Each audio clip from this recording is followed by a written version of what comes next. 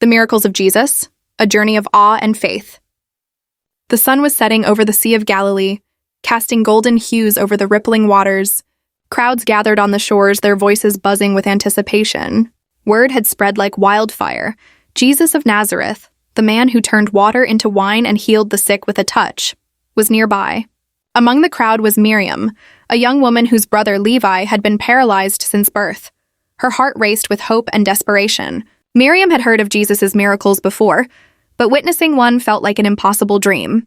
If he could heal Levi, our lives would change forever, she whispered to herself as she pushed through the crowd, her brother carried on a makeshift stretcher by friends.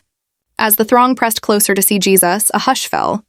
There he stood, serene yet commanding, his presence radiating a profound peace. He gazed at the sea of faces, his eyes filled with compassion. A voice broke the silence. "Teacher, please heal my daughter. She's dying." It was Jairus, a prominent leader of the synagogue. His plea was desperate, his voice trembling. Without hesitation, Jesus nodded. "Take me to her." As Jesus moved through the crowd, the atmosphere buzzed with urgency. But amid the chaos, a frail woman caught his robe. She had been bleeding for 12 years, ostracized and hopeless. Her fingers barely brushed the hem of his garment. But that fleeting touch sparked an electrifying moment. Jesus stopped abruptly. "Who touched me?" His voice was calm, yet commanding. The disciples were perplexed. "Master, the crowd is pressing around you. How can you ask who touched you?" But Jesus knew. The woman, trembling with fear, fell at his feet. "It was me," she confessed, tears streaming down her face. "I believed if I just touched your robe, I'd be healed." Jesus smiled gently, lifting her chin. "Daughter, your faith has healed you. Go in peace." The woman gasped as warmth and strength surged through her body. The crowd murmured in amazement, but Jesus pressed on, focused on Jairus' daughter. Suddenly, a messenger approached Jairus. "Your daughter is dead. Don't trouble the teacher anymore." Jairus' face crumbled with despair, but Jesus placed a reassuring hand on his shoulder. "Don't be afraid, just believe, and she will be healed." And they arrived at Jairus' home where mourners wailed loudly.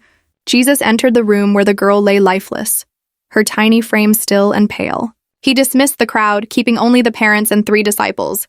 "Why all this commotion?" Jesus asked. "The child is not dead but asleep." The mourners scoffed, but Jesus ignored them. He knelt beside the girl, took her cold hand in his, and spoke softly, "Talitha cum," which means, "Little girl, I say to you, get up." A collective gasp filled the room as the girl's chest rose with her first breath. Her eyes fluttered open, and she sat up, looking around in bewilderment. "Give her something to eat," Jesus instructed calmly, as though raising the dead were an everyday occurrence. The news spread faster than wildfire. People from all corners came to witness Jesus' miracles. Among them was Miriam, now standing with Levi before Jesus. Her voice shook as she pleaded, "Master, please, heal my brother." Jesus looked at Levi with profound kindness. "Do you believe?" he asked. Levi's eyes brimmed with tears. "I do. Rise and walk." Jesus commanded, and Levi did. The crowd erupted in awe and praise. Miriam wept, clutching her brother, her faith solidified forever. That day, the miracles of Jesus weren't just stories.